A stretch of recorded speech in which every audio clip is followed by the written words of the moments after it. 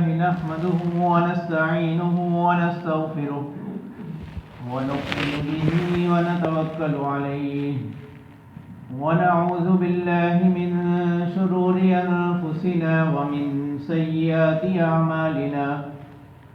من يهد الله فلا مضل له ومن يضلل فلا هادي له ونشهد أن لا إله إلا الله وحده لا شريك له ونشهد أن سيدنا وسندنا وحبيبنا وشفيعنا ومولانا محمدا صلى الله عليه وعلى آله وسلم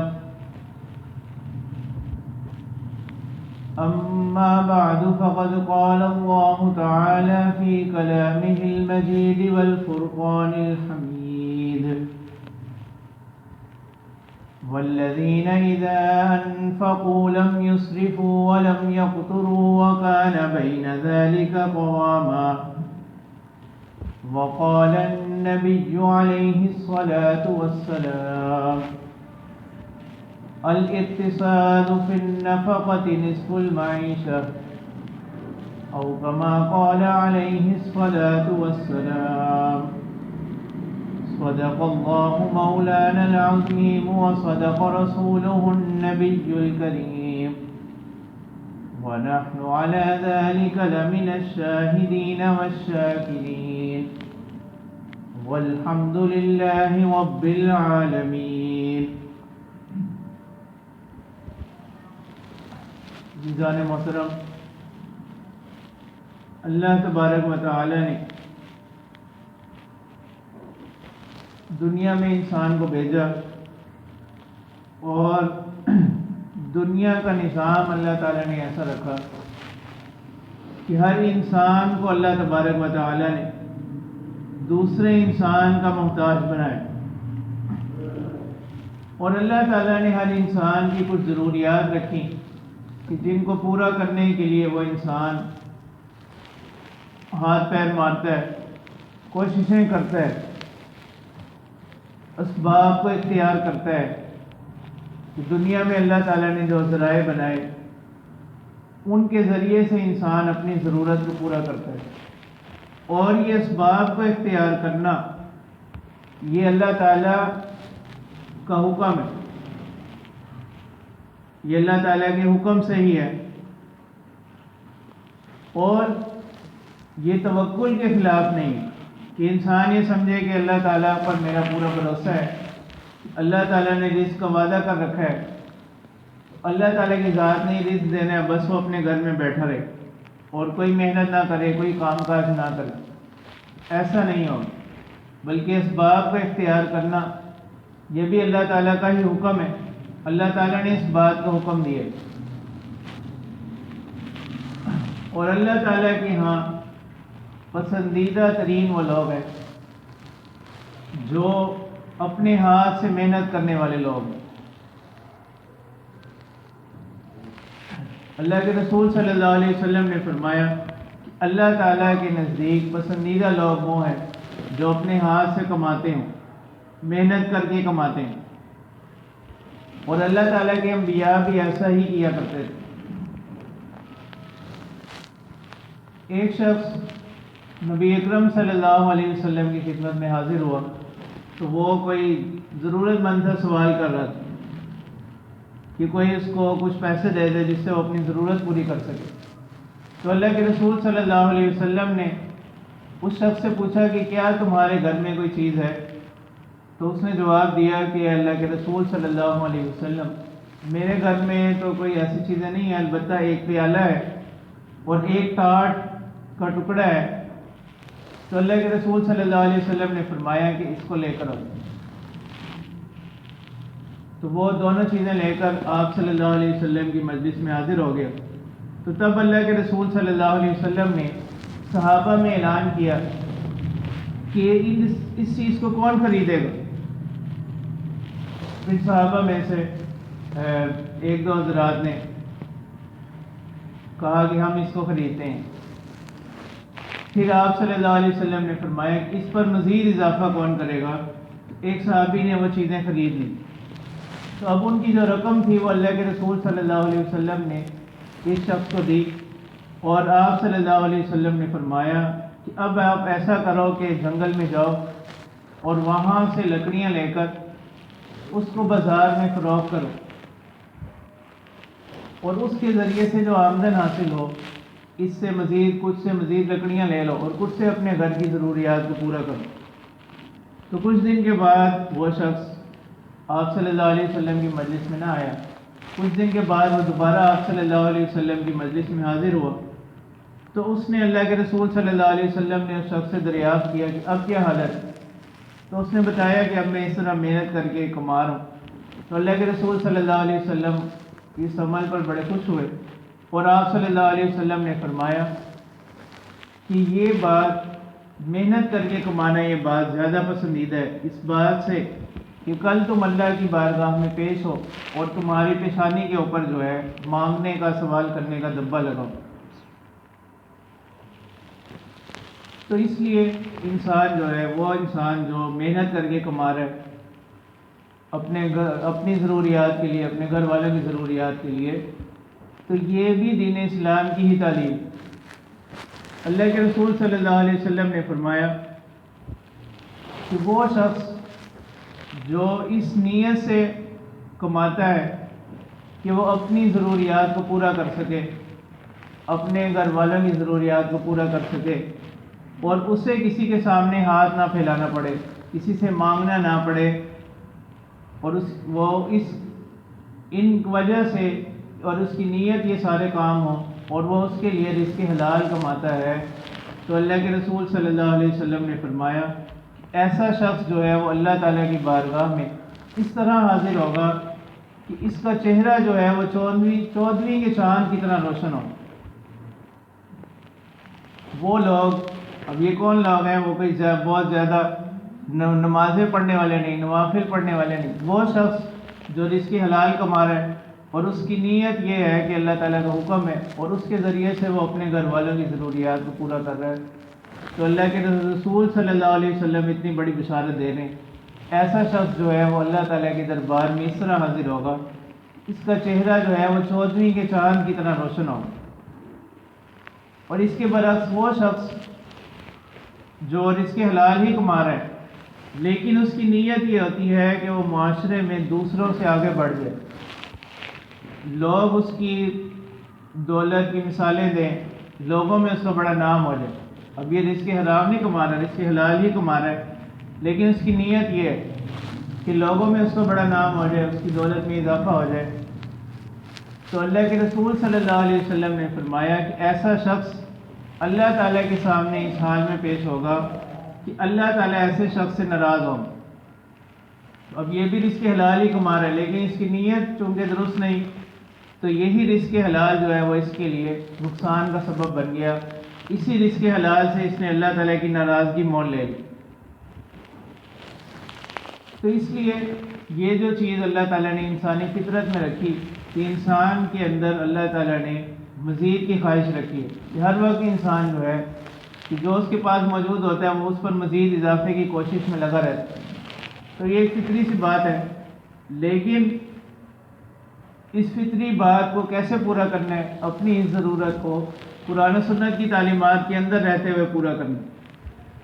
اللہ کے رسول صلی اللہ علیہ وسلم نے اس کی مثال دیتے ہوئے فرمایا اگر ایک شخص کے پاس، ابن آدم کے پاس 2 وادیاں بھی اس کو مل جائیں، مال سے بری ہوئی ہوں، اور اتنا مال بھی اس کو مل جائے، تو تب بھی یہ تیسرے کی فکر میں رہتا ہے کہ جو اس کے پاس موجود ہے یہ اس پر مزید کی طلب میں لگا رہتا ہے، یہاں تک کہ اللہ کے رسول صلی اللہ علیہ وسلم نے فرمایا ابن آدم کا پیٹ نہیں بھرتی مگر قبر کی مٹی جو ہے وہ اس کے پیٹ کو بھرتی ہے، ویسے اس کا پیٹ نہیں بھر سکتا، اس کے پاس جتنا کچھ بھی ہو یہ مزید کی طلب میں لگا رہتا ہے۔ تو اس حوالے سے قرآن و سنت کی تعلیم یہ ہے کہ انسان کے پاس جتنا بھی رزق موجود ہو، ایک تو اس نے حلال طریقے سے کمایا ہو، حلال ذرائع سے حاصل کیا ہو، اور اس کے مطابق انسان جو ہے وہ خرچ کرے، جتنا اس کے پاس اس کی آمدن ہے اتنے ہی اس کے اخراجات ہونے چاہیے، کیونکہ ہمارے دور میں جو ایک بڑا مسئلہ ہے مہنگائی تو ایک الگ مسئلہ ہے، اس کے ساتھ ساتھ ہر شخص پریشان نظر آ رہا ہے، جس سے بھی ملے وہ یہی بات کا دکھ اسی دکھ کو بیان کر رہا ہے، یہی رونا رو رہا ہوتا ہے، اس کی ضروریات پوری نہیں ہو رہی، ٹھیک ہے۔ اس کی وجہ یہی ہے کہ انسان نے اپنی ضروریات کا دائرہ جو ہے نا وہ بہت زیادہ بڑھا لی، اس کی آمدن سے اس کے اخراجات بڑھ گئے، تو اس لیے قرآن و سنت نے، نبی اکرم صلی اللہ علیہ وسلم نے اس حوالے سے ہمیں بڑی پیاری تعلیم دی،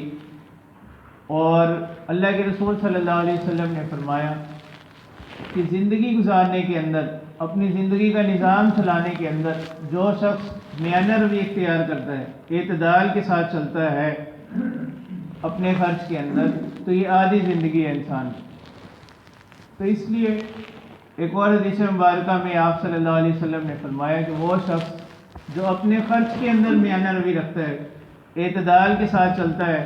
اس کی نظر اپنی آمدن پر بھی ہوتی ہے، اپنے اخراجات پر بھی، تو اللہ کے رسول صلی اللہ علیہ وسلم ضمانت دے رہے ہیں ایسا شخص جو ہے وہ کبھی بھی محتاج نہیں ہوگا، وہ کبھی بھی ضرورت مند نہیں ہوگا۔ اور قرآن مجید کے اندر اللہ تبارک و تعالی نے اپنے ان بندوں کا ذکر کیا جو اللہ تعالیٰ کے خاص بندے ہیں، ان کے اللہ تعالیٰ نے 13 کے قریب صفات بیان کی کہ ان لوگوں کی کیا خوبیاں ہوں گی۔ ایک خوبی ان کی یہی اللہ تعالیٰ نے بیان کی جو آیت مبارکہ تلاوت بھی کی گئی کہ والذین اذا انفقوا لم یسرفوا ولم یقتروا وکان بین ذلک قواما، کہ رحمان کے بندے وہ لوگ ہیں کہ جب وہ خرچ کرتے ہیں لم یسرفوا، وہ اسراف نہیں کرتے، ولم یقتروا، اور نہ ہی وہ بخل سے کام لیتے ہیں، وکان بین ذلک قواما، بلکہ وہ ان دونوں کے درمیان اعتدال پر رہتے ہوئے خرچ کرتے ہیں۔ اسراف کیا ہے؟ اس سے بھی شریعت نے منع کیا۔ اسراف یہ ہے کہ انسان اللہ تعالیٰ کے دیے ہوئے رزق کو گناہوں کے کاموں میں خرچ کرے، نافرمانی کے کاموں میں خرچ کرے، اور اسراف یہ ہے کہ انسان ایک کام میں جتنی ضرورت اس کی پوری ہو رہی ہے اس سے زیادہ خرچ کرے جائز کام کے اندر، یہ بھی اسراف اور فضول خرچی میں داخل ہے۔ اور اللہ تبارک و تعالی نے فرمایا ان المبذرین کانوا اخوان الشیاطین، کہ فضول خرچی والے کرنے والے جو لوگ ہیں یہ ان کو اللہ تعالیٰ نے قرآن مجید میں شیطان کے بھائی قرار دیا، شیطان کے دوست قرار دیا، کہ وہ لوگ کہ جن کی ضرورت وہ کم پیسوں میں پوری ہو رہی ہے، لیکن وہ صرف معاشرے کے اندر اپنی حیثیت کو برقرار رکھنے کے لیے، اپنے منصب کو برقرار رکھنے کے لیے، اپنے نام کو برقرار رکھنے کے لیے جو ہے وہ بے جا خرچ کرتے ہیں۔ تو لہٰذا ہم دیکھ لیں ہماری رسومات کے اندر، ہمارے شادی بیاہ کے اندر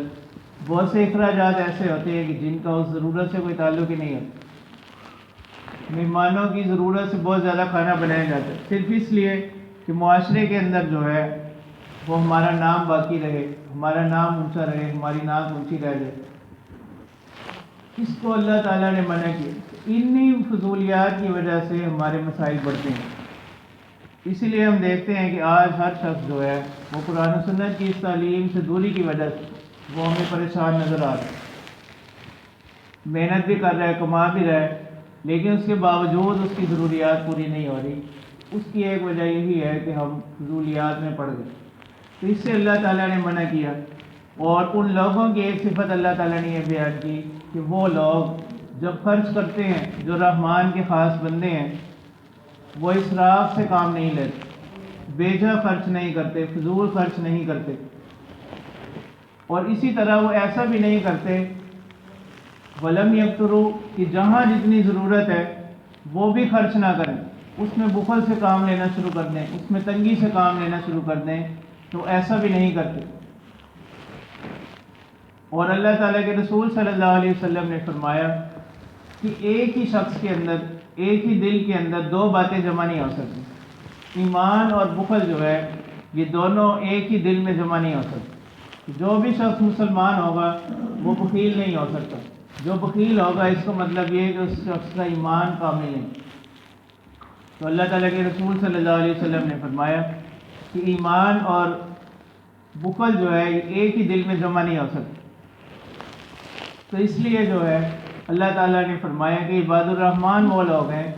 جو نہ تو ضرورت سے زائد خرچ کرتے ہیں اور نہ ہی ضرورت سے کم، بلکہ اس کے درمیان میں اعتدال پر رہتے ہیں۔ اور یہی جو ہے شریعت کی بنیادی تعلیم ہے کہ جس سے انسان اپنے معاملات کو اچھے طریقے سے چلا سکے، کہ جس سے ہمارے گھر کا نظام جو ہے وہ بہتر طریقے سے چلتا رہتا ہے، ٹھیک ہے۔ اور اسی بات سے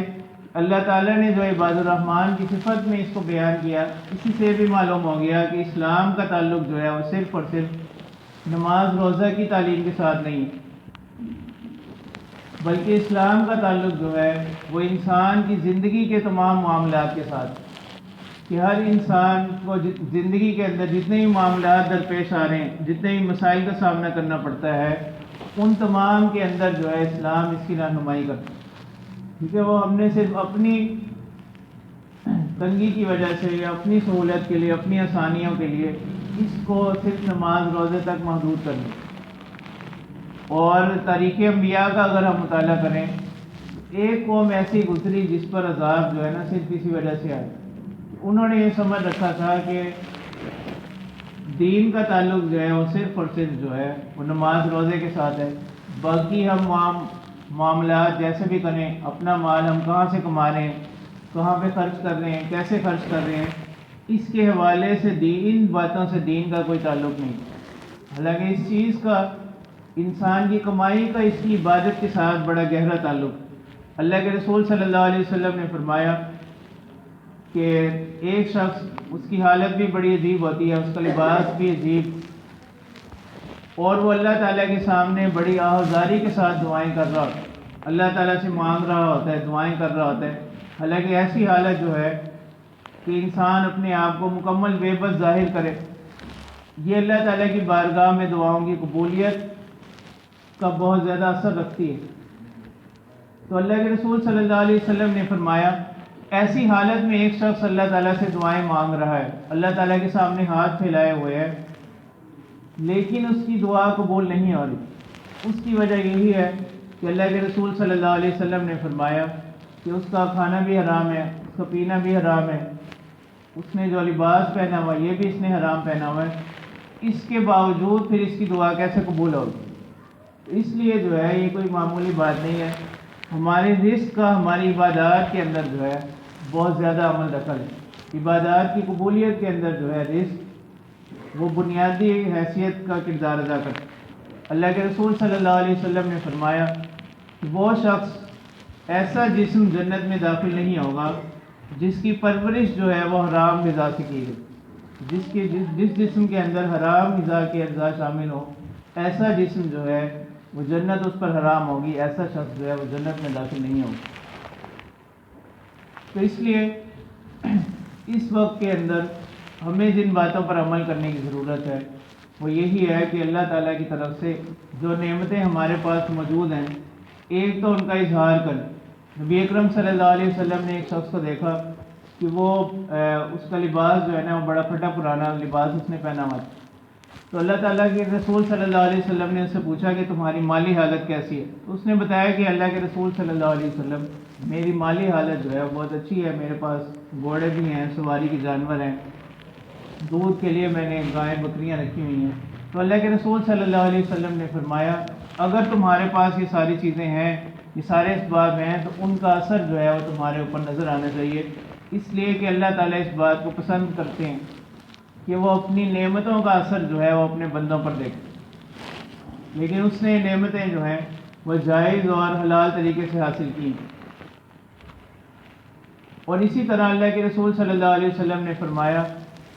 کہ عام طور پر ہماری عادت یہ ہوتی ہے کہ ہم رزق کے معاملات کے اندر اپنے سے بڑھتر کو دیکھتے ہیں، کہ مثلا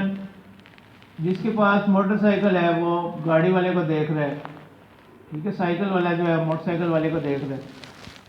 اور انسان کے پاس جو چیز موجود ہوتی ہے اس کی قدر اور اس کی اہمیت بھی اس کے دل سے نکل جاتی ہے۔ تو اس کے حوالے سے اللہ کے رسول صلی اللہ علیہ وسلم نے فرمایا کہ دنیا کے معاملات کے اندر اپنے سے کم تر کو دیکھیں، کہ اگر ہمارے پاس تمام اعضاء سلامت ہیں، اللہ تعالیٰ نے ہمیں صحت کی نعمت عطا کی، ہمیں کوئی بیماری نہیں، تو ہم اس شخص کو دیکھیں کہ جو بیمار ہے، ہم چل کر جو ہے گھر سے الحمدللہ مسجد تک آتے ہیں. بہت سے لوگ ایسے ہیں جو اپنے بستر سے بھی نہیں اٹھ سکتے. تو یہ اللہ تعالیٰ کی نعمت ہے, اللہ تعالیٰ کا انعام ہے. تو اس چیز کو ہم دیکھیں. اور دین کے معاملات میں اللہ کے رسول صلی اللہ علیہ وسلم نے فرمایا اپنے سے برتر کو دیکھو. ایک شخص جو ہے وہ صرف نمازیں پڑھ رہا ہے اور دوسرے شخص کو دیکھتے ہیں کہ وہ تہجد گزار بھی ہے, تو اس شخص کی پیروی کرے گی, یہ بھی اس کی جیسا بننے کی کوشش کرے اور دنیا کے معاملات میں اپنے سے کمتر کو دیکھے. اس سے کیا ہوگا, اس سے انسان کے اندر جو ہے وہ اللہ تعالیٰ کے شکر کرنے کا جذبہ اس کے اندر پیدا ہوگا. اور شکر ایسی چیز ہے کہ اللہ تعالیٰ نے فرمایا کہ لئن شکرتم لازیدنکم, اگر تم میری نعمتوں پر میرا شکر کرو گے تو میں ان نعمتوں کے اندر تمہارے لیے اضافہ کر دوں. تو ایک تو شکر کی عادت کو اپنانا ہے, اور دوسرا یہ کہ اللہ تعالیٰ کے جو فرائض ہیں, اللہ تعالیٰ کے جو احکامات ہیں ان کو پورا کرنا, ان کی پابندی کرنا. یہ چیز انسان کے اندر جو ہے اطمینان کو پیدا کرتی ہے. کیونکہ ہم دیکھتے ہیں کہ بہت سے لوگ مالی اعتبار سے ان کو بڑی وسعت حاصل ہوتی ہے, ہر طرح کی راحتوں میں ہوتے ہیں, لیکن ان کو دلی سکون حاصل نہیں ہوتا, اطمینان حاصل نہیں ہوتا. وہ کہیں پر بھی ہیں لیکن ہر وقت بے چینی لگی ہوئی ہے, پریشانی کوئی نہ کوئی لگی ہوئی ہے. اس کی وجہ یہی ہے کہ اللہ تعالیٰ کی عبادت کو چھوڑا ہوا ہے, اللہ تعالیٰ کے احکامات کو چھوڑا ہوا ہے. تو اللہ تعالیٰ فرماتے ہیں کہ الا بذکر اللہ تطمئن القلوب, کہ اللہ تعالیٰ کے ذکر سے دلوں کو اطمینان حاصل ہوتا ہے. بلکہ اللہ تعالیٰ نے قرآن مجید میں ایسے لوگوں کی خاص طور پر تعریف کی کہ جو اپنا رزق کمانے کے لیے محنت بھی کر رہے ہیں, رزق حلال بھی کما رہے ہیں, اور جائز طریقے سے انہوں نے بہت سا مال و دولت بھی حاصل کیا ہے,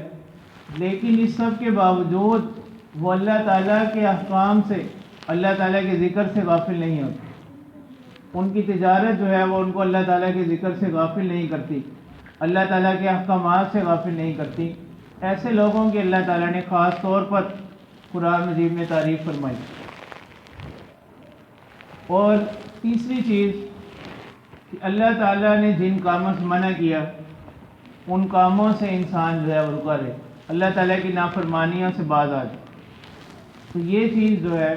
احادیث میں اللہ کے رسول صلی اللہ علیہ وسلم نے فرمایا کہ بسا اوقات جو ہے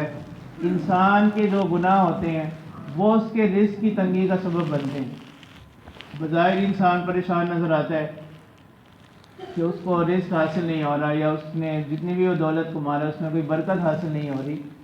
اس کی وجہ جو ہے وہ انسان کے اپنے اعمال ہوتے ہیں, انسان کے اپنے گناہ ہوتے ہیں. تو اس لیے کوشش یہ کریں کہ اللہ تعالیٰ نے جن کاموں کے کرنے سے منع کیا, جن چیزوں کے کرنے سے اللہ تعالیٰ کے رسول صلی اللہ علیہ وسلم نے منع فرمایا, انسان ان سے اجتناب کرے, ان سے باز آ جائے. تو یہ چیز بھی انسانی رزق کے اندر جو ہے برکت کا اور اضافے کا سبب بنے گی. اس وقت جو ہے ہمارے دور کے اندر ہر شخص پریشان نظر آتا ہے, تو اگر وہ ان چیزوں کو اپنی زندگیوں میں اپنائے تو اللہ تعالیٰ جو ہے اس کی ہماری دنیا کو بھی خوشحال بنا دیں گے, اور ہمیں ذہنی اور قلبی سکون اور اطمینان حاصل ہوگا. تو دعا ہے کہ اللہ تعالیٰ جو ہے ہمیں ان باتوں پر عمل کرنے کی توفیق عطا فرمائے. آمین. وآخر دعوانا الحمد للہ رب العالمین.